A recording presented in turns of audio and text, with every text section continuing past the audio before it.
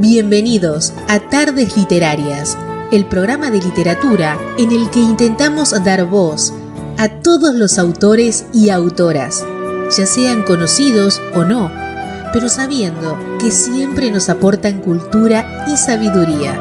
Un programa para Radio Sapiens, www.radiosapiens.es, todos los domingos a las 7 de la tarde, con Lute Pérez y Vanessa Di Giacomo. Bienvenidos a Tardes Literarias. Esta semana estamos con el escritor extremeño, Javier Morales. Javier Morales es un escritor, periodista y profesor de escritura español. Nació en Plasencia en 1968 y vive en Madrid, donde estudió periodismo y derecho. Es conocido por sus libros de relatos, novelas y ensayos, así como por su labor como columnista y profesor de escritura. En su trayectoria profesional, como escritor ha publicado varios libros, incluyendo los de relatos La despedida, Lisboa y 8 cuentos y medio, las novelas Pequeñas biografías por encargo y Trabajar cansa, y los ensayos autobiográficos El día que dejé de comer animales, y La hamburguesa que devoró el mundo, que es su último ensayo. Como periodista ha colaborado con diversos medios de comunicación, como El País, El caballo de Nietzsche, y mantiene una columna dominical sobre libros en El Asombrario, un medio asociado a Público.es. Como profesor de escritura, imparte clases en diversas instituciones, como la Escuela de Escritores, el Taller de Clara Obligado y la Universidad de Extremadura. Temas recurrentes en su obra son naturaleza y animales. Muchos de sus trabajos exploran la relación entre el ser humano y el mundo natural, con títulos como Las letras del bosque, El día que dejé de comer animales y La hamburguesa que devoró el mundo. Escritura y vida cotidiana. Sus obras a menudo entrelazan la experiencia personal con la reflexión sobre la escritura, el trabajo y la vida en general. Reconocimientos. Sus cursos de escritura son valorados por su conocimiento, pasión y capacidad para motivar y corregir a sus alumnos. Soy Javier Morales, escritor, periodista y profesor de escritura creativa en varios centros. La hamburguesa que devoró el mundo es un panfleto ecoanimalista. El panfleto es un género concebido para espolear a la sociedad. Nace de la urgencia y la crisis ecosocial que vivimos, en la que está en juego la habitabilidad de la Tierra, es de absoluta emergencia. Los datos científicos son incontestables. Muchos de los efectos de la emergencia climática y de otras amenazas ecosociales ya son irreversibles. Los escenarios que se plantean a corto plazo son demoledores, pero aún estamos a tiempo de evitar los peores pronósticos, de lograr que la Tierra siga siendo el hogar que hemos conocido hasta ahora. Para conseguirlo es imprescindible dejar de comer animales, algo que todavía no asume mayoritariamente el ecologismo. Al mismo tiempo, es necesario decrecer en todos los ámbitos, una idea que aún le cuesta asumir a una parte del movimiento animalista y también a un sector del ecologismo, el más conservacionista. Perseguir un mundo más justo implica bajarnos de nuestro antropocentrismo, empezar a mirar al resto de habitantes de este planeta como iguales, no como esclavos y subalternos. Javier Morales propone una confluencia, o al menos un entendimiento, entre el ecologismo y el animalismo, a sabiendas de que son movimientos muy heterogéneos y que nombrar a veces supone reducir y limitar. Al final del libro, el autor incluye un apéndice, Más allá de la carne, en el que algunas personas del ámbito ecologista y animalista nos dan su punto de vista sobre los encuentros y desencuentros de ambos movimientos. Creo que el ecologismo y el animalismo deberían darse la mano para intentar lograr, digamos, revertir una situación que en gran parte es irremediable ya, ¿no? Pero bueno, al menos evitar los peores pronósticos. En ese sentido, pues un poco la idea del libro de La hamburguesa que devoró el mundo. Hay una crítica al movimiento ecologista, ¿no? Porque creo que no ha asumido todavía la importancia que tiene, ya no solamente por el bienestar y la salud y la vida de los animales, que sería la primera razón, ¿no? O sea, respetar la vida de los demás, sino también por la propia especie humana. O sea, está ligado, como sabemos, el calentamiento global al consumo de animales. Hasta un 20% de las emisiones de CO2 y de metano, de media, proceden del consumo de animales. Por otro lado, también dentro del mundo animalista, a veces es demasiado conformista y se piensa que simplemente con dejar de comer animales ya vale, y no es solamente eso. Nos preguntan muchas veces por un libro para introducirse en el veganismo. Recomendamos sobre todo El día que dejé de comer animales, de Javier Morales. Un libro excelente, excelentemente escrito. En él, el escritor nos cuenta su experiencia, como bien dice, no solo el veganismo es una dieta. Aquí, con Javier, descubrimos también que hay un impulso ético, un replanteamiento de lo que es la sociedad de consumo actual. Un libro excelente. Estás escuchando Tardes Literarias, un programa creado y dirigido por Lute Pérez, del que podrás saber más cosas y encontrar todos sus trabajos en la web luteperezescritor.es. Pequeñas biografías por encargo de Javier Morales Ortiz. En esta novela disfrazada de colección de cuentos de largo aliento, asistimos a 3 momentos de la vida de su protagonista, Samuel. Como ya nos advirtiera Sebald, el siglo XX nos enseñó que el observador siempre afecta a lo que es observado. Es lo que le ocurre a Samuel, propietario de un pequeño negocio de biografías por encargo y protagonista de esta novela. Asistiremos a su origen en una historia rural de miserias del campo, su despertar a la vida y su crecimiento como periodista en ciernes y el relato detectivesco de un encargo, tras los pasos de un misterioso ciudadano británico refugiado en un pueblo de Extremadura. Una mañana de 1999 Samuel recibe la llamada de un despacho de abogados. Le piden que escriba la historia de David Blount, un prometedor y brillante científico británico que abandonó Londres en 1973, y que ahora vive recluido en un pequeño pueblo cercano a la frontera portuguesa. Con una prosa ágil y un sentido narrativo elegantísimo, el autor despliega ante nosotros un auténtico arsenal literario difícil de superar. Ahora escucharemos un fragmento de pequeñas biografías por encargo.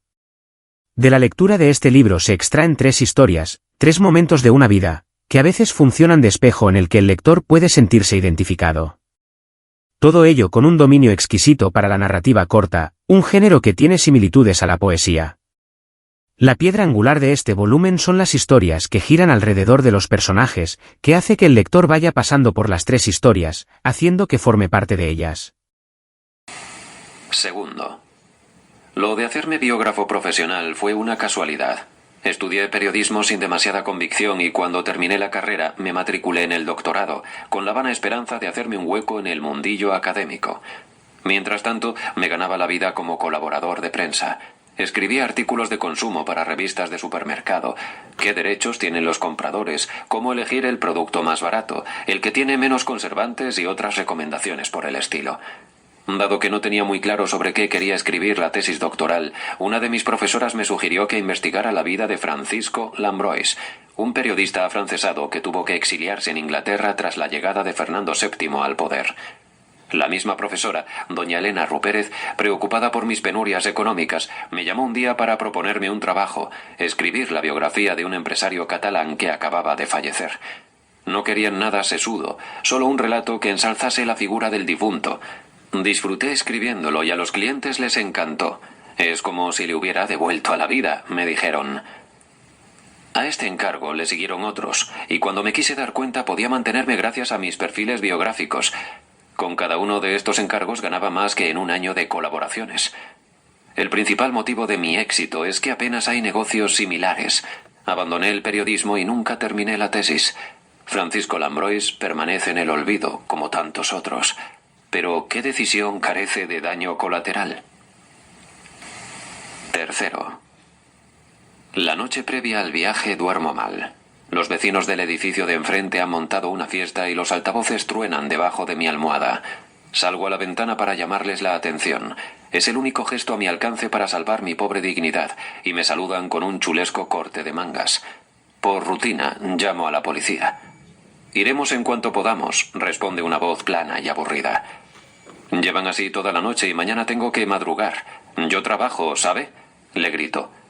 Nosotros también, ¿qué se ha creído? Si le molesta el ruido, no haberse ido a vivir al centro, contesta el agente sin perder la compostura, y cuelga. Estoy tan acostumbrado a que todo el mundo ignore mis incomprendidos lamentos contra el ruido que me lo tomo con resignación.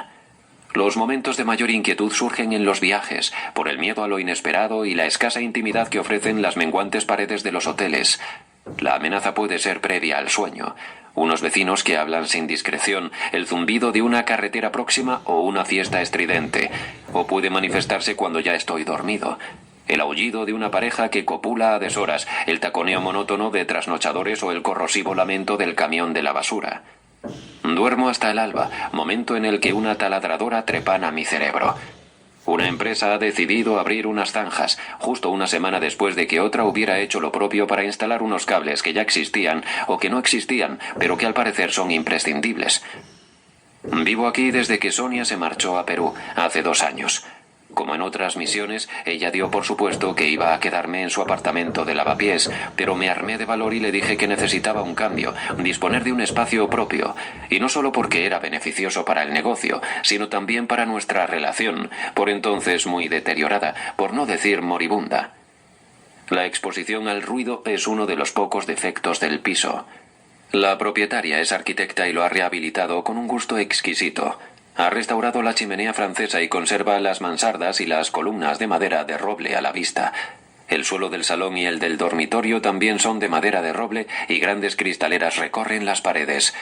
Casi se puede tocar el legendario azul del cielo de Madrid, que por una ilusión óptica, a corta distancia, no parece que haya sido aplastado aún por la bota de humo de la contaminación. Suelo mantener las ventanas cerradas para que no entren los gatos callejeros. Pasean a su antojo el hambre y la sarna por el alféizar y más de una vez se han atrevido a invadir el apartamento en busca de comida. Tumbado en la cama del dormitorio he pasado horas y horas contemplando atardeceres espectaculares entre azoteas que engullen los últimos rayos de sol y dejan en la estancia los restos de una efímera calidez.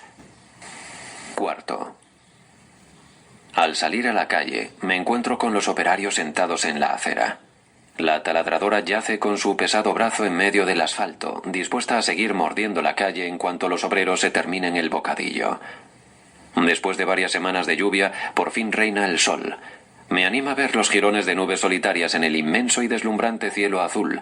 Apenas tengo problemas para salir del centro. L Ediciones. Somos la editorial especializada en la edición y publicación de libros y novelas. Tenemos una amplia experiencia en el sector editorial y conocemos a la perfección el proceso de publicación de cualquier libro. En L Ediciones podemos hacer tiradas desde 30 y hasta 5.000 ejemplares a un precio más reducido que el que ofrecen en las imprentas convencionales. Si tienes una obra y quieres un presupuesto sin compromiso, contacta con nosotros. lediciones@lediciones.es, www.lediciones.es, WhatsApp 665 559862. Somos tu editorial de autopublicación.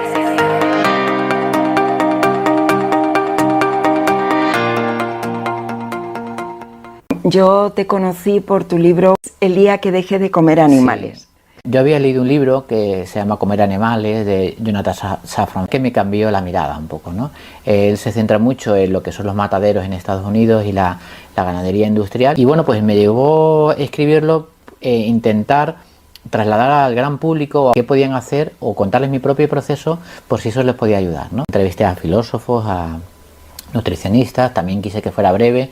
Fui a un santuario, intenté dar un poco la visión de mucha gente que está implicada en la defensa de los derechos de los animales, ¿no? Y la verdad que es uno de los libros que tengo que decirte de los que más contento estoy, en el sentido de que aún hoy, que ya tiene bastantes años, me sigue escribiendo gente, ¿no? Y me sigue escribiendo gente que, bueno, que le ha ayudado mucho a tomar una decisión, que era un poco el objetivo, ¿no?, del libro, ¿no? Mirar de otra manera los animales, no como una pieza que te comes en tu casa. Artículo del 13 de julio de 2025 en Área de Descanso, por Javier Morales. No pude terminar Tardes de Soledad, porque me dieron arcadas. Dudé mucho antes de verla. Mi corazón me decía que no. No suelo soportar las imágenes crueles y, en realidad, no las necesito para forjarme una opinión sobre un tema. Es importante que se documente, siempre. Es el trabajo del periodista, pero no me atrevo a ver las fotos o las imágenes en las que se ve, por ejemplo, como el Estado genocida de Israel ha matado, herido o mutilado a no sé cuántos niños, a veces en hospitales, refugios, escuelas. No necesité visitar un matadero para dejar de comer animales. En mi caso, las palabras tienen un gran poder. Aún así, decidí ver en televisión, Tardes de soledad, Concha de Oro a la mejor película en la última edición del Festival de Cine de Donostia San Sebastián. Supongo que como algunos celebran la muerte y la tortura del toro estos días en los Sanfermines, Movistar aprovechó para emitir esta película documental de Albert Serra sobre el torero Andrés Roca Rey, aclamado por la crítica. La primera imagen es poderosa y horrible a la vez. Un toro mira a la cámara. El director es capaz de plasmar su fuerza, su coraje, su bravura, también su miedo y su fragilidad. Algunos vemos también otras cosas, un animal que va a morir irremediablemente, después de ser torturado y de que se jalee en el albero a su asesino. En un gran ejercicio de elipsis, el director nos muestra poco después al torero rodeado de su equipo, en una furgoneta. Está sudando y tiene el pantalón lleno de sangre. En otra corrida vemos al toro domado por Andrés Roca, y poco después, rejoneado, debilitado con los rejones que le clavan impunemente para robarle la fuerza, antes de que se enfrente al torero, sin el ímpetu natural. No hay duda, Albert Serra tiene oficio, conoce bien el lenguaje cinematográfico. La película, que no conseguí terminar porque me entraron arcadas, es estéticamente y bellamente malvada. Se ha dicho casi todo sobre la tauromaquia, a favor y en contra, pero creo que quien es capaz de torturar y matar a un toro, jaleado por el público, quien es capaz de disfrutar de una corrida, tiene que tener el alma podrida. Es lo que pienso. En cuanto al director, Serra, uno puede tener un dominio del oficio, pero el arte, como la ciencia, no es inocuo. En la que quizás sea su mejor novela, Estrella distante, Roberto Bolaño cuenta la historia del infame Carlos Guide, un torturador poeta que escribía sus versos en el aire, después de haber lanzado al vacío y al océano a personas torturadas, violadas, mujeres embarazadas. El hongo creado tras una explosión nuclear tiene, incluso, una abrumadora estética. Pero una cosa es el oficio, la estética, y otra el arte y la belleza. Me quedo con la idea de belleza de Platón o de Borges, que la ligaban a la bondad. Olimpia, documental de 1938 dirigido por la directora Leni Riefenstahl, fue también aclamado por la crítica del momento, por su vanguardismo estético. Pero fue a la vez una herramienta de la propaganda de Goebbels que justificó el Holocausto, algo parecido a lo que están haciendo algunos hoy en su nombre. Para mí, más importante que la estética es la mirada del artista, o del científico. Hasta hace poco se creía que los machos eran siempre dominantes entre los primates, pero recientes estudios han desmontado ese mito. No en todos los primates. En algunas especies se vive una especie de matriarcado. ¿Por qué se llegaron a esas conclusiones? Por la mirada de los científicos que, hasta ahora, no habían querido girar la cabeza hacia otras posibilidades. Estaban interesados no en descubrir los mecanismos de la naturaleza, sino adaptar la naturaleza a sus convicciones. Sucede lo mismo con quienes pretenden buscar diferencias biológicas entre hombres y mujeres, con los homosexuales o los trans. Regreso a la tauromaquia. Por fin los Sanfermines acaban mañana, lunes. No soporto el inicio de los encierros en todas las televisiones y radios, también las públicas. ¿Hasta cuándo? ¿Por qué TVE o El País o la cadena SER siguen empeñados en considerar información una matanza en directo? De la caverna mediática ya ni hablo. Recientemente, hubo una iniciativa popular que logró más de 700.000 firmas para que la tauromaquia deje de considerarse cultura. No lo es. La violencia y el abuso contra un ser indefenso no lo es. Se ha repetido hasta la saciedad, no es una lucha entre iguales, entre el torero y el toro. El toro llega ya herido, masacrado, a una pelea que no quiere dar y que solo la da porque le obligan. Ni siquiera tienen la categoría de gladiadores. El movimiento antitaurino tiene en España raíces profundas, voces que no han querido escucharse, entre otras razones, porque hay muchos intereses de por medio para que no se haga, demasiadas complicidades.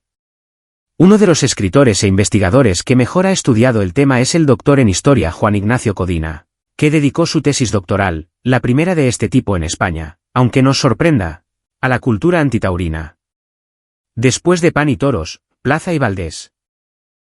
Un libro imprescindible para conocernos, ha publicado recientemente Antitauropedia, también en Plaza y Valdés, un sello pequeño que con gran coraje se atreve a publicar obras que a otras editoriales les resultan incómodas, o no están en su agenda. Las corridas serán un arte, sí, pero un arte de la vergüenza, decía Leopoldo Alas Clarín, uno de los nombres que aparecen en este diccionario contra la infamia. El lector encontrará entre los antitaurinos a nombres a los que normalmente se ha vinculado, como Unamuno, Cernuda, Baroja, Concepción Arenal, Blasco Ibáñez, Blanco Huite, Venceslao Fernández Flórez, Juan Ramón Jiménez, Miguel Hernández, Larra, Mosterín, Noel, Ramón y Cajal o Francisco Umbral. Pero también a otros que quizás les sorprenda más, como Isabel la Católica o Goya. El movimiento antitaurino, explica Codina, fue el germen. Además de muchas protectoras de animales y de plantas, podríamos decir que un protoecologismo y animalismo. España no tiene por qué ser taurina, no hay un decreto divino para que así sea. Personalmente, prefiero que sea un país que acoja a los migrantes, que no los expulse, como no debió hacer con los judíos y los musulmanes hace 500 años. Un país donde sus ciudadanos puedan decidir libremente su sexualidad y en el que se respete a los animales. Y, de paso, que obligue a trabajar y a no vivir del cuento a quienes se hacen poderosos y ricos, alimentando el odio, la persecución y la tortura de quienes no son, como ellos, los verdaderos españoles. Javier Morales.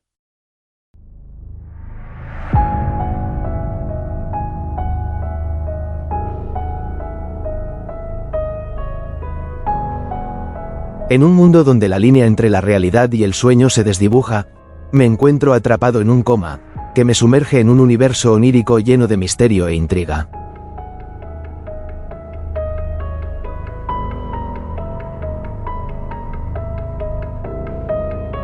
Durante 4 meses, mis sueños se convierten en un laberinto de emociones y enigmas, donde cada rincón revela secretos ocultos y personajes enigmáticos que parecen conocer mi historia mejor que yo mismo.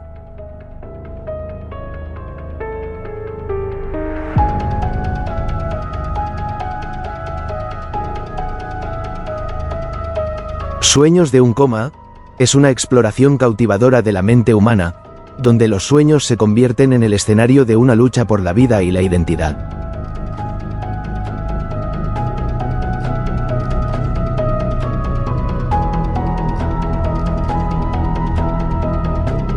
¿Lograré despertar antes de que sea demasiado tarde?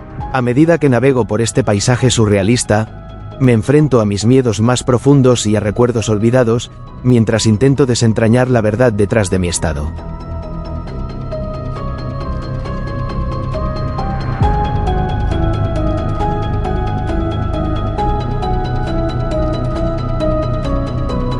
¿Son estos sueños una ventana a mi alma o una trampa de mi mente? Con cada revelación, me acerco más a la clave que podría liberarme de mi letargo, pero también a un oscuro secreto que podría cambiar mi vida para siempre.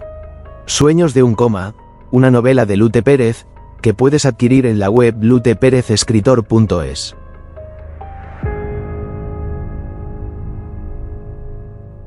Ahora y como en cada uno de nuestros programas, nuestra compañera Vanessa Di Giacomo efectúa una entrevista al autor, en la cual nos hablará de sus trabajos y de parte de su vida fuera del mundo literario.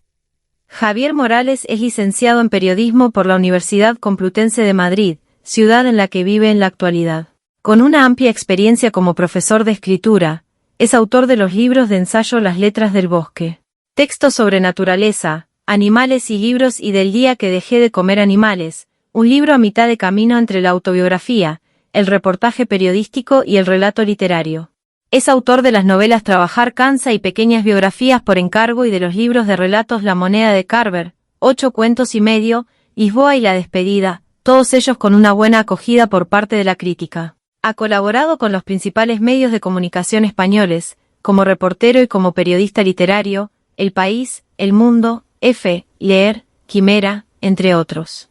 Desde hace años mantiene una columna dominical sobre libros, Área de Descanso, en El Asombrario, una de las revistas culturales con más solera, asociada al diario público.es. La hamburguesa que devoró el mundo es su último ensayo. Hola Javier, para empezar, cuéntanos, ¿quién es Javier Morales? En primer lugar, encantado de estar en el programa y de compartir estos momentos de lectura y dedicados a la literatura. Pues diría que Javier Morales es un holobiente, en palabras de la gran Lynn Margulis, ¿no? Y también citado por Jorge Risman, un ser vivo que habita la biosfera, que comparte con otros el planeta y que precisamente está muy preocupado por el futuro de nuestro hábitat. Aparte de la escritura, ¿tienes algún hobby destacable del que te gustaría contarnos algo? Sí, tengo muchos, aunque no sé si definirlo como hobby o más bien como necesidades. Como dices, aparte de la escritura, por supuesto la lectura. Fui lector antes de escritor y creo que cualquier escritor antes es buen lector, entiendo yo. Pero bueno, también me gusta el cine muchísimo, me encanta pasear por la naturaleza, estar con los amigos, en fin, creo que tengo bastantes aficiones, ir a exposiciones. ¿Tienes alguna manía de escritor? ¿Algún ritual? No tengo ninguna manía como escritor, diría yo, pero sí que prefiero escribir por las mañanas en silencio y a veces me pongo música, pero depende, ya te digo. Y no me considero que sea una persona maniática en ese sentido. ¿Desde cuándo escribes? ¿Soñaste en tu infancia en llegar a ser escritor? Empecé a desear ser escritor después de leer algunos autores y que causaron mi admiración. Quizá los primeros fueron filósofos, ¿no? Desde Ortega y Gasset hasta Albert Camus, Jean-Paul Sartre, Simone de Beauvoir, Hermann Hesse, por supuesto, un libro que fue fundamental en mi adolescencia, infancia, adolescencia, creo que como mucha gente, fue Siddhartha, ¿no? De Hermann Hesse. Y bueno, seguro que hay muchos otros que se quedan en el camino, pero quizá mi deseo de ser escritor llega después de admirar la obra de autores que muchos de ellos siguen siendo referencia en mi vida y en mi literatura. ¿Se podría decir que la literatura ha cambiado tu vida? Más que la literatura haya cambiado mi vida, yo diría que mi vida no tendría sentido sin la literatura, o por lo menos es un puntal fundamental de lo que hago. No concibo la vida sin leer y sin escribir. Me parece que forma parte casi de mi ADN, no es una lección y no entiendo a la gente a la que no le gusta leer, por ejemplo, porque es un gran disfrute, un gran placer. ¿Qué es más complicado tratar, los personajes reales o los ficticios?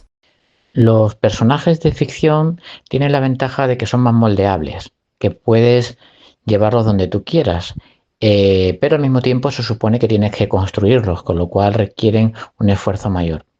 La ventaja de los personajes de no ficción es que ya están dados, ya están definidos y eso te permite, tener ya el personaje definido, pero al mismo tiempo eso es una limitación. Tú eres de los pocos escritores medioambiental, ecologista y animalista que hay en España. ¿De dónde te viene? Porque mucha gente habla y reivindica, pero todo se queda en una queja. ¿Cómo se te ocurre escribir sobre ello? Bueno, pues yo creo que es un proceso, ¿no? Aunque evidentemente todo, como casi todo, está en la infancia. Yo nací en Plasencia, en Extremadura, rodeado de naturaleza, y creo que esa es la materia prima donde luego se erige todo lo demás en lo que me he convertido, para bien y para mal, ¿no?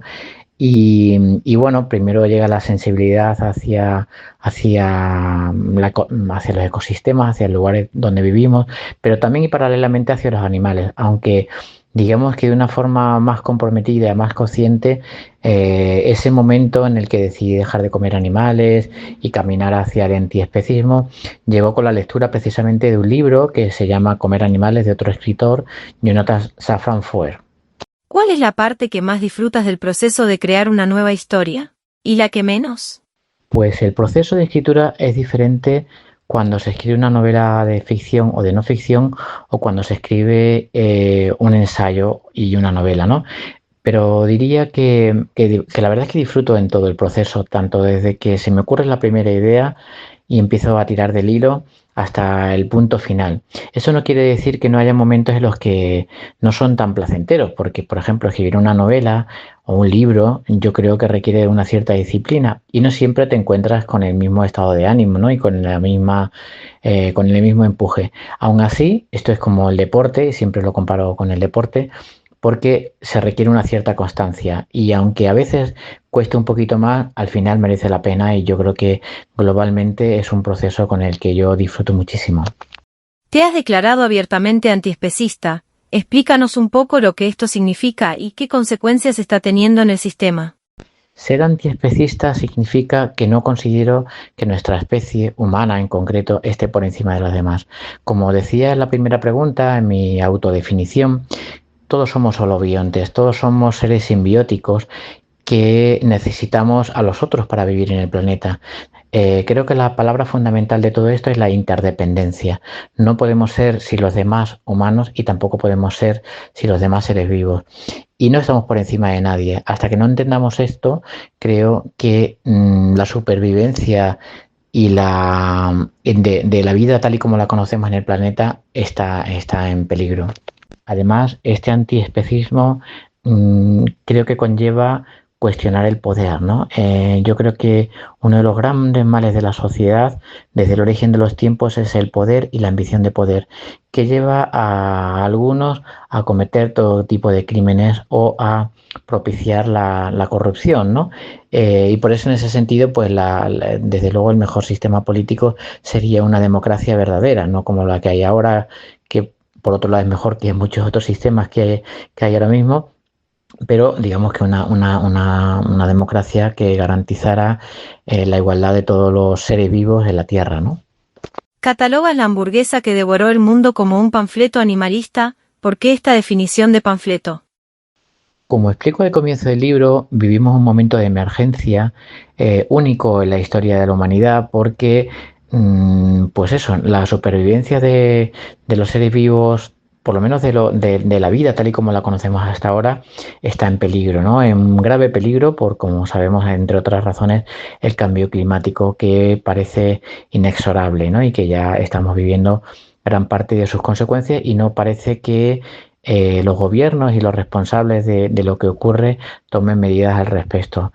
Entonces, yo he querido utilizar el género y reivindicar el género del panfleto porque sobre todo necesitamos actuar. Yo creo que las palabras están ahí, los estudios científicos están ahí, la información está ahí y lo que necesitamos ahora mismo es actuar, dar un giro y cambiar las cosas. ¿No crees que comer carne, aparte de los gustos de cada uno, es más una acción cultural y tradicional? Sin duda, el carnismo, lo que algunos llamamos el carnismo, tiene que ver con una tradición cultural. Por supuesto, eso lo cuenta muy bien Mónica Zarasca en un libro que se llama Enganchados a la carne, que yo menciono en mi ensayo.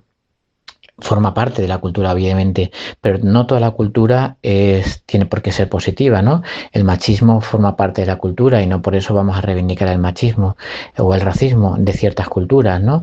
Entonces, yo creo que algo sea una cultura no garantiza o no justifica que lo sigamos manteniendo. También la tauromaquia para algunos es cultura, para mí no lo es, y precisamente apelan a esa condición para seguir manteniéndola, ¿no?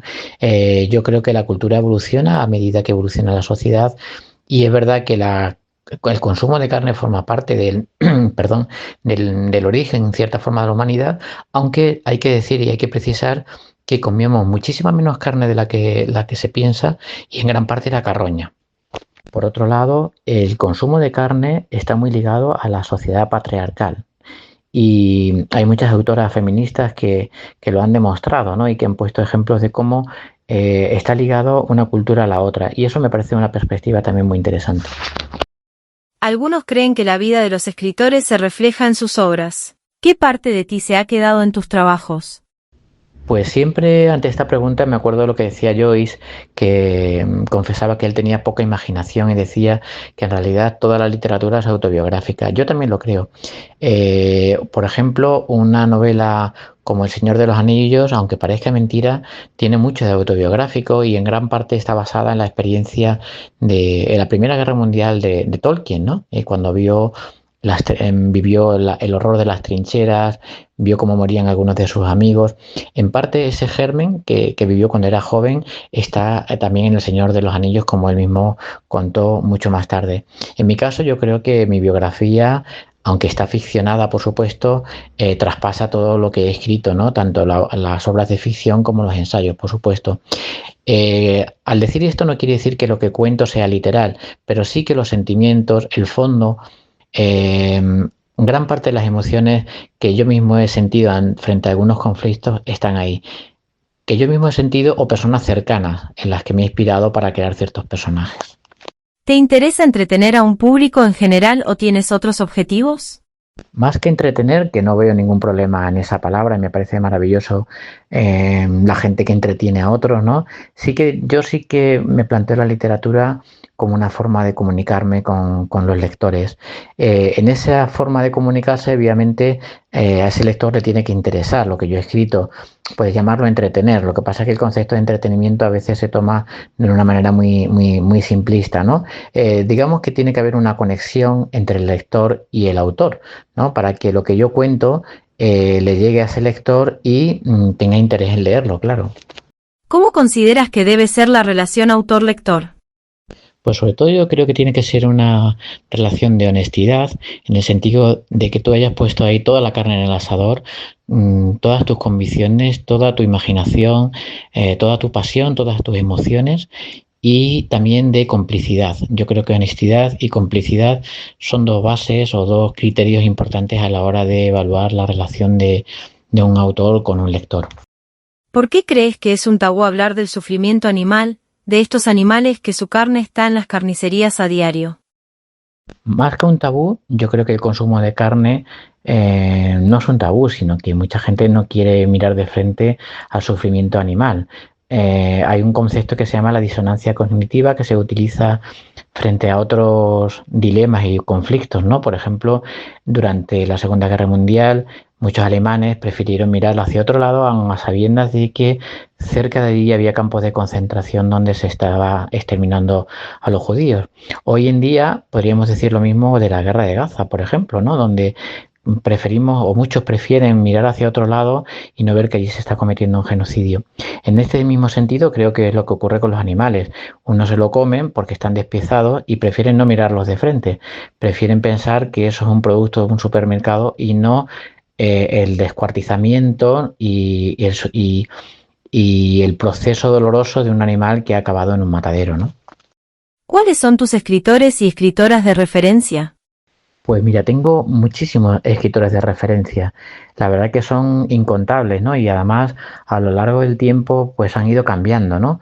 Pero te diría que hoy en día, y muchos de ellos ya digo que me han acompañado a lo largo del tiempo, pues uno sin duda sería John Berger, ¿no? Un autor sobre el que gira gran parte de mi pensamiento. Albert Camus, por supuesto. Mary Oliver sería otra de las autoras poetas que ha influido muchísimo en mi forma de ver el mundo. Gary Snyder, otro poeta. Marguerite Duras, me encanta su estilo, su forma de abordar la literatura. Ya te digo que tengo una lista bastante grande y solamente te cito algunos. Sería inevitable también citar a Joan Coetze, que también es uno de los escritores que más se ha preocupado del sufrimiento animal, ¿no? Y ya te digo, bueno, sería una lista casi interminable. Recomiéndanos uno de tus trabajos y el motivo por el que tendríamos que leerlo. Bueno, es difícil que uno mismo recomiende su obra, ¿no? Pero por citar dos diferentes, pues te recomendaría a los oyentes una novela que se titula Monfragüe. ¿Por qué la recomendaría? Es una novela breve que aborda un tema que a mí me interesa mucho, que es el acoso escolar y además la destrucción de la naturaleza y también el mundo de la infancia y esa mirada infantil que perdimos e inocente cuando nos vamos haciendo mayores. Y luego, por supuesto, pues recomendaría el último ensayo, que es La hamburguesa que devoró el mundo, un panfleto ecoanimalista, donde de alguna manera resumo cuál es mi punto de vista y mi forma de ver el mundo a día de hoy respecto a nuestra relación con el planeta y con el resto de seres vivos. ¿Cuál es tu relación con las editoriales? Pues mi relación con las editoriales es diversa, digámoslo así, con algunas muy buenas y con otras no ha sido tanto. No voy a dar nombres, pero sí que con algunas he tenido muy buena experiencia y con otras, pues ya digo que la experiencia ha sido bastante menos positiva, ¿no? ¿Con qué nos vas a sorprender? ¿Tienes algún proyecto en marcha o en mente? Sí, pues creo que después del verano saldrá un librito también breve mío que es un paseo por la naturaleza y muy ligado también a las lecturas, que se titula Caminar con Gary Snyder y estará publicado por la editorial Tundra y saldrá en el otoño. Ya digo que es como un camino por Cercedilla, un lugar al que yo suelo ir con bastante frecuencia, y mezclo ese paseo pues con mis propias lecturas, ¿no? Las lecturas siempre están un poco imbricadas en todo lo que escribo. Dinos tus redes sociales, o donde la gente pueda conocerte un poco más y donde puedan adquirir tus trabajos. Pues estoy en redes en Blue Sky porque dejé Twitter o X después de la llegada de Elon Musk y su deriva ultraderechista, y aunque tampoco me hace mucha gracia, estoy también en Instagram y en Facebook, cada vez con menos actividad, he de decirlo. Si no recuerdo mal, mi nombre de usuario es Javier Morales Or o Javier Morales. Y bueno, estaré encantado de contactar con los oyentes.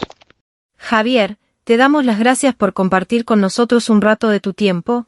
Estamos encantados de haberte tenido en nuestro programa. Muchas gracias. Ahora escucharemos un artículo escrito por Javier Morales, en área de descanso de elasombrariopublico.es el pasado 20 de julio de 2025. Las distopías me cansan ya, hablemos de la esperanza. Necesitamos esperanza, sí, y necesitamos utopías. La proliferación de series distópicas se ha convertido en un canto al conformismo, a la apatía, a lo reaccionario. Me cansan. Dado que el futuro que nos plantean es terrible, quedémonos como estamos, ¿no? Pero donde estamos ya es un infierno para muchos millones de personas y seres vivos. Quizás la utopía puede venir desde un huerto comunitario, o desde una simple planta de maíz. Días, meses, años, Automática editorial, de Jan Lianke, un descubrimiento reciente, cuya lectura me ha recordado inevitablemente a las uvas de la ira, de Steinbeck. La novela de Lianke es breve, hipnótica, a veces se mueve entre la realidad y los sueños, me gusta más que el calificativo de realismo mágico con que editoriales y críticos aluden a este tipo de narraciones.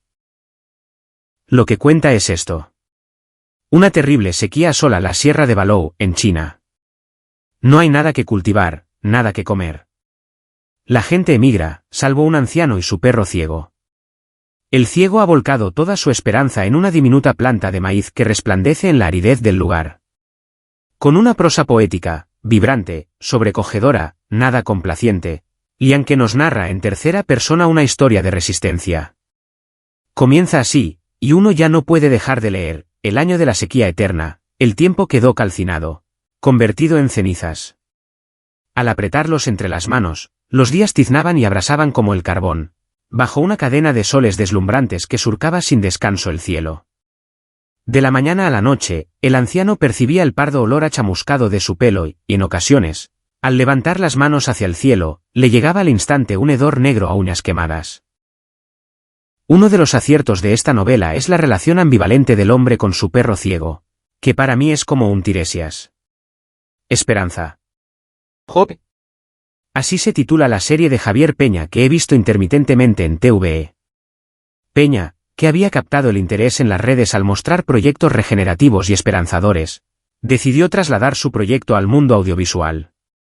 Comunicar la crisis ecosocial desde el ámbito que sea, la ciencia, el activismo, el periodismo, lo convierte a uno a veces en una especie de notario de la muerte, pues lo cierto es que las noticias, como sabemos, no van en la dirección que a muchos nos gustaría, sino todo lo contrario. Ya ni siquiera se aspira a no sobrepasar el 1,5 grados que fija el Acuerdo de París, pues se da por supuesto que lo superaremos en breve, sino que la deriva totalitaria mundial y la inacción de los gobiernos nos llevan a un territorio casi desconocido. Por eso, Peña quiso darle la vuelta y mostrar ejemplos prácticos, proyectos e ideas, muchas de las cuales ya están en marcha, que si se hicieran a escala global, podría suponer un freno al calentamiento global. Esa es la intención de OPE, la serie, que se enmarca dentro de un proyecto más global. 6 capítulos en los que este periodista y activista viaja por distintas partes del mundo en busca de las respuestas y experiencias que nos aportan la esperanza que necesitamos para promover el cambio que necesitamos. Sin esperanza, no hay acción, viene a contarnos. Jane Goodall, que también tiene un libro titulado Esperanza, una idea en la que basa gran parte de su trabajo, o Fernando Valladares son algunas de las personas a las que entrevista. No hay que confundir la esperanza con el optimismo. Creo que el segundo concepto es una afirmación. Desde la posición optimista se cree que todo puede mejorar, que de hecho va a ser así. La esperanza es más bien una vela en la oscuridad, que diría John Berger, y a eso me sumo. A esa tibia luz que nos ilumine en un mundo cada vez más oscuro, una baliza que nos guíe en el corazón de las tinieblas. En todo caso, como afirma la activista brasileña, Eliane Brum, creo que el debate sobre optimismo, pesimismo, esperanza, colapsismo es un lujo que no podemos permitirnos y tiene más que ver con cierto eurocentrismo, más con el norte global que con el sur global. Lo importante, en todo caso, es actuar, se haga desde donde se haga. OPE es una serie recomendable. Cualquier intento por tratar de llegar al gran público es encomiable, no resta, sino que suma, y solo por eso el esfuerzo de Javier Peña merece la pena. Después de verla, uno podría salir con la sensación de que sí se puede, de que es posible el cambio. Sin embargo, digamos que para la gente más concienciada, la que se aferra a esa vela de la que hablaba antes a pesar de que cada vez ve menos claro un horizonte, una de las principales debilidades de la serie, y del propio proyecto, es que se centra demasiado en las soluciones técnicas y tecnológicas. Y pasa de puntillas por otras cuestiones, como el inevitable decrecimiento, aunque se crezca en otros ámbitos, material y de consumo. No habrá un cambio real si no hay un verdadero cambio social, cultural y económico, si no pasamos de un modelo de producción capitalista, por muy verde que sea, a otro ecosocialista, si no salimos de nuestro antropocentrismo y empezamos a tener otra relación con el resto de seres vivos. Me da la sensación de que la idea que transmite Peña es que con algunos cambios de envergadura podemos seguir con la vida que llevamos, en el norte global. Y no podemos. Necesitamos esperanza, sí, y necesitamos utopías. La proliferación de series distópicas se ha convertido en un canto al conformismo, a la apatía, a lo reaccionario. Me cansa, como lector. Dado que el futuro que nos plantean es terrible, quedémonos como estamos, ¿no? Pero donde estamos ya es un infierno para muchos millones de personas y seres vivos. Quizás la utopía puede venir de un huerto comunitario, como plantea en Huertopías, Capitán Swing, desde el activismo de barrio, de lo local. Rescato dos de las citas que incluye en este libro enjundioso, comprometido, estimulante y luminoso. Hay demasiadas malas noticias para justificar la autocomplacencia. Hay suficientes buenas noticias como para justificar la desesperación, de Donella Meadows. Y permítanme terminar con otra de Cortázar. Probablemente de todos nuestros sentimientos el único que no es verdaderamente nuestro es la esperanza. La esperanza le pertenece a la vida, es la vida defendiéndose. Defendámonos. Javier Morales. Estás escuchando Tardes Literarias, un programa creado y dirigido por Lute Pérez, del que podrás saber más cosas y encontrar todos sus trabajos en la web luteperezescritor.es. L Ediciones. Somos la editorial especializada en la edición y publicación de libros y novelas. Tenemos una amplia experiencia en el sector editorial y conocemos a la perfección el proceso de publicación de cualquier libro. En L Ediciones podemos hacer tiradas desde 30 y hasta 5.000 ejemplares, a un precio más reducido que el que ofrecen en las imprentas convencionales. Si tienes una obra y quieres un presupuesto sin compromiso, contacta con nosotros. lediciones@lediciones.es, www.lediciones.es, WhatsApp 665559862. Somos tu editorial de autopublicación.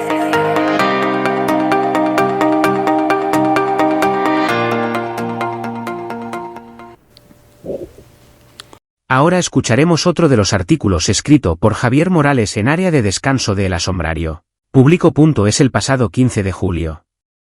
Leamos, Literatura, de Walden, y Huertopías, A. Somos Naturaleza. Hoy finaliza la Feria del Libro en el Retiro de Madrid y nosotros terminamos las recomendaciones de lecturas con un repaso por varios libros que nos conectan o reconectan con la naturaleza. Desde los clásicos Thoreau y Mary Oliver a títulos actuales como Huertopías, Pregúntale a una planta, y Somos Naturaleza. Activismo, espiritualidad y regeneración, con editoriales que apuestan por la escritura de naturaleza, como Errata Naturae, Capitán Swing, Icaria, Crítica y Ariel. Mientras el mundo se oscurece y la vida de millones de seres humanos y no humanos se apaga en muchos rincones del planeta por los efectos del calentamiento global y la contaminación, florece, sin embargo, el ecosistema de la escritura de naturaleza, con hermosos y profundos títulos elegíacos que testimonian con más o menos lirismo esa defunción, como Adiós a un río, de John Graves, Capitán Swing, pero que también nos proponen miradas alternativas y propuestas no tan utópicas para salir de la hecatombe ecológica y encontrar una luz en el camino, quizás la de una luciérnaga, cada vez más escasas, pero que aún es posible encontrar. No exagero si digo que el texto seminal de la Nature Editing, de la literatura en palabras de Gaby Martínez, es el Walden de Henry David Thoreau. La editorial Errata Naturae, quizás la que más atención ha prestado recientemente en España a la obra del norteamericano, acaba de publicar una nueva edición de este ensayo narrativo, pionero en tantas cosas, no solo por sus propuestas y enfoque, también por su estructura y concepción formal. Cuenta con una introducción de Sandra Laugier e ilustraciones de Clement Toby, en una traducción de Marcos Nava. No es lectura para iniciarse en la obra de Thoreau, uno de los padres del ecologismo más radical, en el sentido de ir a la raíz, pero sí una habitación en la que permanecer el resto de una vida, una vez que uno ha transitado por obras más breves, como caminar. Thoreau fue uno de los primeros autores en darse cuenta del genocidio perpetrado contra los nativos norteamericanos. Visitó sus poblados en numerosas ocasiones y aprendió de ellos esa mirada salvaje hacia los otros seres, una manera diferente de relacionarse con la naturaleza. Incluso cuando van a matar a un animal para comérselo, muchas de las culturas nativas saben que supone arrebatarles la vida, por eso piden perdón antes de hacerlo. Un respeto, por favor. Mantienen así un equilibrio con el entorno en el que viven, del que son parte, como el resto de animales y seres vivos. Sin jerarquías. Esta visión ajena al antropocentrismo, de la que aún tenemos que aprender tanto, puede leerse en La caída del cielo, Capitán Swing, de David Copenhague, con traducción de Emilio Ailón y Jesús García. El antropólogo francés Bruce Albert es el encargado de poner por escrito las palabras del chamán Copenhague, líder indígena Yanomami, a quien le une una amistad de años. En este camino de aprendizaje, otra lectura imprescindible, otra luciérnaga que nos ilumina es el ensayo narrativo Reserva de Musgo, de Robin Wall Kimmerer, traducido por David Muñoz, y que también ha publicado Capitán Swing. La botánica potaba toma y mezcla con destreza la autobiografía, la ciencia y el saber ancestral. Nos abre la lente de los ojos para ver cómo son de verdad los musgos, seres minúsculos que nos rodean y pueden darnos numerosas claves para orientarnos en nuestra vida. Kimmerer ya me deslumbró con su anterior obra traducida, Una trenza de hierba sagrada, y ha vuelto a hacerlo ahora con este libro intenso y emocionante. Muchas de esas culturas nativas consideran que la naturaleza es sagrada, no tanto en el sentido de una religión organizada, que es en lo que pensarán muchos lectores, eso tiene más que ver con el poder que con la religión. Como desde el lado espiritual, de lo que no se puede entender del todo, del misterio, y que hay que respetar y admirar, entre otras cosas porque somos parte de ese misterio. Lo narra muy bien, con una amplitud de perspectivas, Karen Armstrong en Naturaleza Sagrada. ¿Cómo podemos recuperar nuestro vínculo con el mundo natural?, publicado por Crítica, con traducción de Tomás Fernández. La modernidad rompió en gran parte ese vínculo, viene a contarnos esta experta en temas religiosos, ex monja católica y premio Princesa de Asturias de las Ciencias Sociales. Por suerte, la última ciencia está poniendo patas arriba la herencia recibida de Descartes y Newton, donde radica gran parte de nuestro antropocentrismo. El mundo está creado para nosotros y podemos hacer con él lo que nos dé la gana. Dentro de esta ecología reverencial de la que habla Armstrong se encuentra la obra de Satish Kumar, ex monje jainista, pensador y editor durante 4 décadas de la revista Resurgence y Research. El libro Somos Naturaleza. Activismo, espiritualidad y regeneración, publicado por Icaria y traducido por Ezequiel Martínez, recoge algunos de los textos introductorios de la citada revista. Casi todos estos relatos giran en torno al agradecimiento, al vínculo sagrado que deberíamos tener con la naturaleza, que nos iguala al resto de seres vivos, y nos propone acciones para detener la crisis ambiental, entre otras la de la búsqueda de simplicidad elegante, que viene a ser un decrecimiento consciente y hermoso. La tradición sufí podría encajar muy bien en ese concepto. Uno de sus grandes poetas y pensadores, Rumi, fue germinal en la poesía y la mirada de Mary Oliver, de quien hemos hablado decenas de veces en esta área de descanso. Errata Naturae ha publicado Vita Longa, con traducción de Regina López. La autora de la escritura indómita, heredera de Thoreau, comparte con nosotros sus reflexiones sobre la vida, el paso del tiempo, los animales o la obra de algunos de los poetas que han sido fundamentales para su formación vital y literaria. Oliver amó durante toda su vida a una misma mujer, la fotógrafa Malone Cook, y buscó la felicidad entre los libros y la naturaleza. Pregúntale a una planta, Ariel, de la periodista italiana Alessandra Viola, nos invita a encontrar respuestas a nuestra zozobra existencial y cotidiana. Es un libro muy divertido y práctico, cada capítulo finaliza con consejos muy útiles, traducido por Sion Sierra, del que podemos aprender no solo a conocer el entorno natural y sus propiedades, sino también a nosotros mismos. El jardín, el huerto puede ser el comienzo de nuestra rebelión contra este sistema tecnocapitalista depredador. Capitán Swing ha publicado 2 libros que caminan en ese sentido, El jardín contra el tiempo. En busca del paraíso común, de Olivia Lane, con traducción de Lucía Barahona, y Huertopías. Ecourbanismo, cooperación social y agricultura, de José Luis Fernández Casadevante, COIS. El jardín, nos dice Lane, es una búsqueda del paraíso, sí, pero también puede esconder la sombra de la explotación.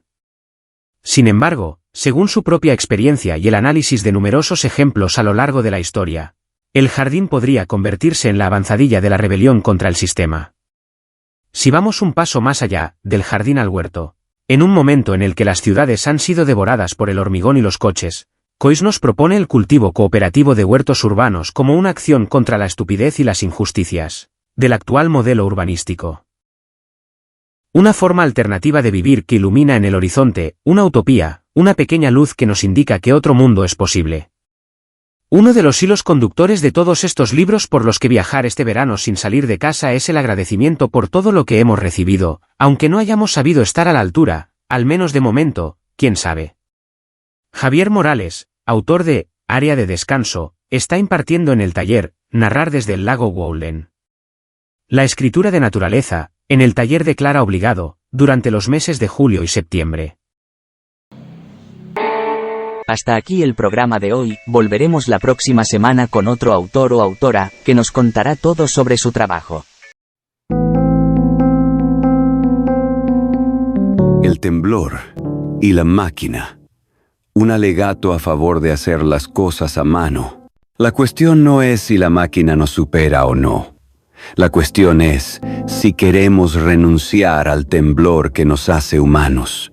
Porque escribir no es solo decir cosas con claridad. Muchos, entre los que me encuentro, nos hemos habituado a escribir a máquina, a trasladar los pensamientos a través del teclado de un ordenador, ya sea para responder a un correo o para concebir una obra literaria. Todo lo que tecleamos se convierte en una sucesión ordenada de píxeles, perfectamente legible, pero también perfectamente uniforme.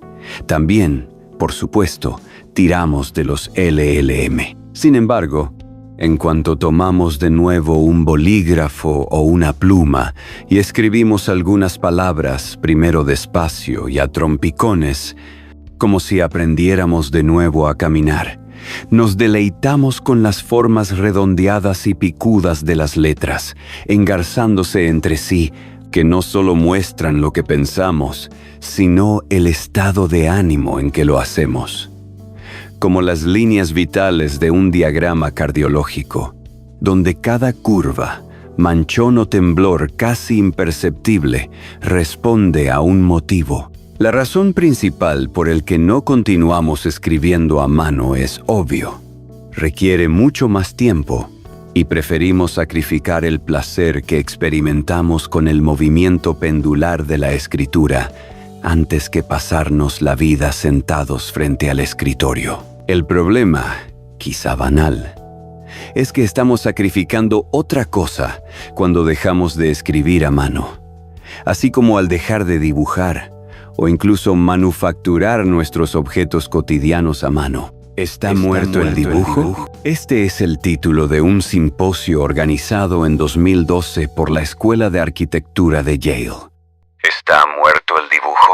El tema objeto de glosa es que, en la transición del dibujo a mano alzada al ordenador por parte de los arquitectos, con programas de CAD, se podría estar mermando la creatividad y la frescura. La razón de esta pérdida parece residir en el hecho de que los diseñadores dan por acabados antes de tiempo sus diseños debido a la precisión de las representaciones en pantalla. Es un poco lo que sucede con un procesador de textos, exento de tachones e irregularidades. Visual y cognitivamente se nos antoja que el texto es más perfecto de lo que es, y tendemos a corregirlo y moldearlo menos. Expresividad y emoción también parecen quedarse un poco atrás cuando usamos un software de CAD, que más bien propicia la experimentación formal, tal y como critica Michael Graves o el arquitecto finlandés Juhani Pajasmaa en su libro La mano que piensa. Al manipular una imagen simulada, la mano normalmente selecciona las líneas de un conjunto determinado de símbolos que no tienen relación analógica, ni por consiguiente, manual o emocional, con el objeto, escribe Pallasmaa. No aspira este texto a ser un pasquín ludita.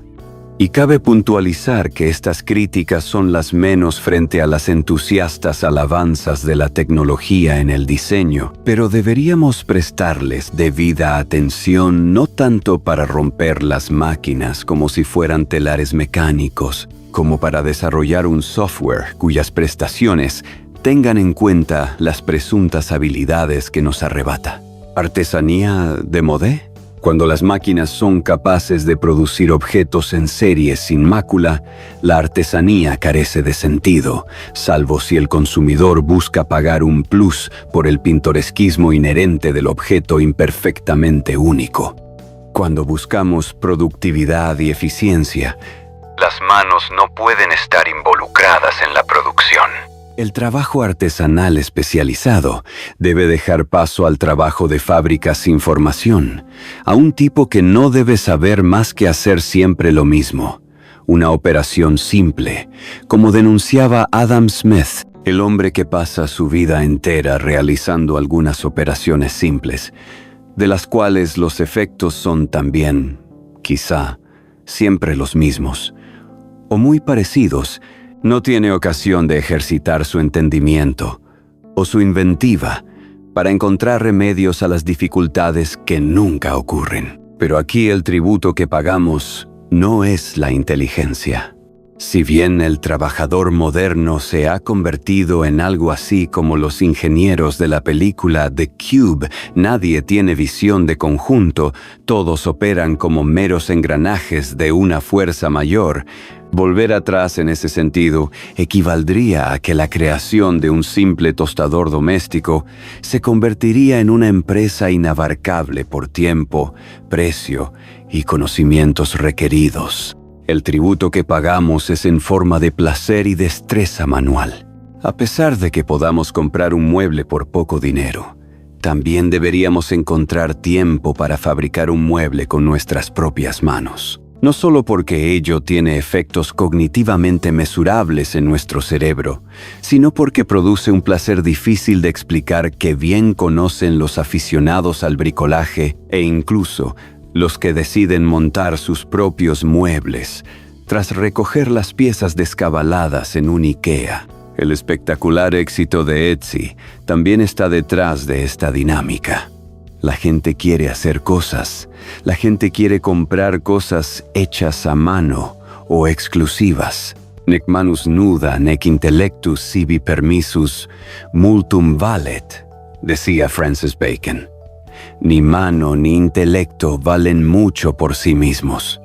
Las manos y el cerebro están conectados íntimamente. Equilibrio, flexibilidad, velocidad, coordinación. Todas las habilidades sinestésicas resultan fundamentales para la formación de nuestro cerebro. Cuando una persona domina un martillo o un cincel, su mano se transforma en parte en un martillo o un cincel, adquiriendo sus propiedades. El cerebro piensa como un martillo, un cincel, una pluma o cualquier otro objeto, y exigiéndole pensar como otra cosa, adquiere flexibilidad. Estas reflexiones ya están a punto de convertirse en materia periclitada, Si atendemos al advenimiento aparentemente inevitable de las impresoras en 3D, todos dispondremos de fábricas en miniatura para concebir cualquier cosa diseñada a través de un ordenador. Nuestras manos se limitarán a apretar 4 botones y a contemplar el proceso de fabricación, o no del todo. En aras de empoderarnos de nuevo de los beneficios de la fabricación individual sin sus menoscabos cognitivos, han surgido diversas iniciativas, Do It Yourself, DIY, y las impresoras 3D podrían en realidad catalizarlas. Siempre que se diseñe una interfase que recuerde de dónde venimos y cómo es feliz nuestro cerebro, creando cosas con sus propias manos. En consecuencia, los avances en la fabricación de cosas no pueden dejar de lado la necesidad del ser humano de fabricar sus propias cosas, con sus propios defectos, como en esas prendas de las mujeres indígenas mexicanas, los quechquémeles, una especie de capa de algodón bordada de colores, en los que siempre se introduce un pequeño error ex profeso, camuflado en la infinita trama, para no irritar a los dioses con su perfección. Caligrafía mental. No hace mucho, uno de los países punteros en materia de educación, Finlandia, anunciaba la jubilación de las clases de caligrafía tradicional, pasándose al teclado y a la letra de palo. De nuevo, nada que objetar en cuanto a eficiencia y productividad. Pero ¿qué tributo estamos pagando en esta ocasión? Podríamos estar perdiendo determinada fluidez y musicalidad en nuestra prosa, o, como se ha mencionado antes, una tendencia a dar por bueno un texto porque aparece demasiado límpido en pantalla. Varios son los autores que descubrieron, al venderse las primeras máquinas de escribir de la historia, que algo cambiaba en su forma de escribir, aunque ganaran en velocidad. Le pasó a quien escribió la primera novela en máquina de escribir, Mark Twain, que en 1874 adquirió una Remington por $125. Le pasó a T.S. Eliot, e incluso al Friedrich Nietzsche, según explica de nuevo Nicholas Carr en su libro Superficiales, al transcribir las críticas de uno de los mejores amigos del filósofo Hendrik Käselitz. La prosa de Nietzsche se había vuelto más estricta, más telegráfica. También poseía una contundencia nueva, como si la potencia de la máquina, su hierro, en virtud de algún misterioso mecanismo metafísico, se transmitiera a las palabras impresas de la página. Hasta puede que este instrumento os alumbre un nuevo idioma, le escribió Käselitz en una carta, señalando que, en su propio trabajo, mis pensamientos, los pensamientos musicales y los verbales, a menudo dependen de la calidad de la pluma y el papel. Tenéis razón, le respondió Nietzsche. Nuestros útiles de escritura participan en la formación de nuestros pensamientos. Tanto de lo mismo sucede si subcontratamos demasiado nuestra escritura a un LLM. Un texto puede quedar correcto, incluso pintón, pero enseguida el ojo entrenado advierte que hay cierta soniquete, cierta monotonía, que dista de ser imperfectamente humana. Una prueba. Abrid vuestro ChatGPT. Pedid un número del 1 al 50. Probablemente os dirá el 27. Así escribe ChatGPT, usando reglas y probabilidades muy intrincadas que, sin embargo, recuerdan a la escritura trazada con escuadra y cartabón.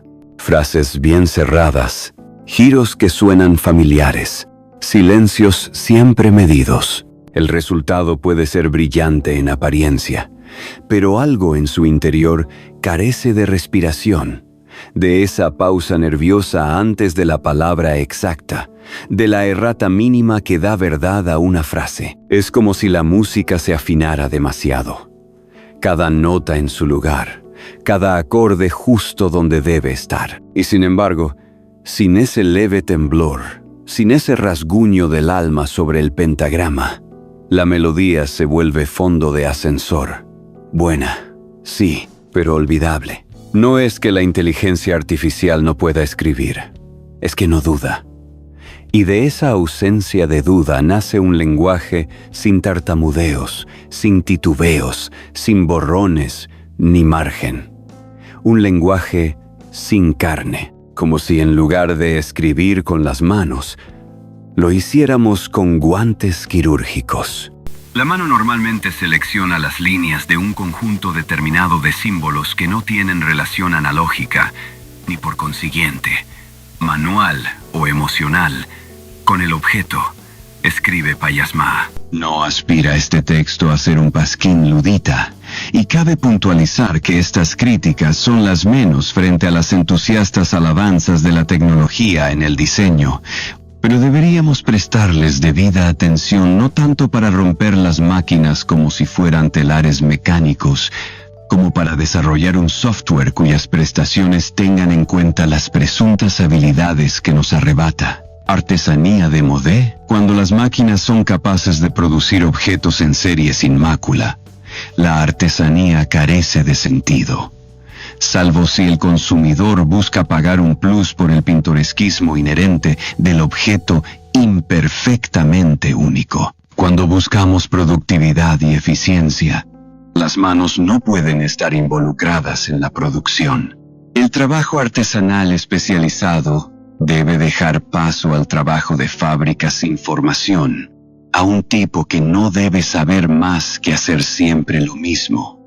Una operación simple, como denunciaba Adam Smith, el hombre que pasa su vida entera realizando algunas operaciones simples, de las cuales los efectos son también, quizá, siempre los mismos, o muy parecidos, no tiene ocasión de ejercitar su entendimiento o su inventiva para encontrar remedios a las dificultades que nunca ocurren. Pero aquí el tributo que pagamos no es la inteligencia. Si bien el trabajador moderno se ha convertido en algo así como los ingenieros de la película The Cube, nadie tiene visión de conjunto. Todos operan como meros engranajes de una fuerza mayor. Volver atrás en ese sentido equivaldría a que la creación de un simple tostador doméstico se convertiría en una empresa inabarcable por tiempo, precio y conocimientos requeridos. El tributo que pagamos es en forma de placer y destreza manual. A pesar de que podamos comprar un mueble por poco dinero, también deberíamos encontrar tiempo para fabricar un mueble con nuestras propias manos. No solo porque ello tiene efectos cognitivamente mesurables en nuestro cerebro, sino porque produce un placer difícil de explicar que bien conocen los aficionados al bricolaje e incluso los que deciden montar sus propios muebles tras recoger las piezas descabaladas en un IKEA. El espectacular éxito de Etsy también está detrás de esta dinámica. La gente quiere hacer cosas. La gente quiere comprar cosas hechas a mano o exclusivas. Nec manus nuda nec intellectus sibi permissus multum valet, decía Francis Bacon. Ni mano ni intelecto valen mucho por sí mismos. Las manos y el cerebro están conectados íntimamente. Equilibrio, flexibilidad, velocidad, coordinación. Todas las habilidades sinestésicas resultan fundamentales para la formación de nuestro cerebro. Cuando una persona domina un martillo o un cincel, su mano se transforma en parte en un martillo o un cincel, adquiriendo sus propiedades. El cerebro piensa como un martillo, un cincel, una pluma o cualquier otro objeto, y exigiéndole pensar como otra cosa, adquiere flexibilidad. Estas reflexiones ya están a punto de convertirse en materia periclitada si atendemos al advenimiento aparentemente inevitable de las impresoras en 3D.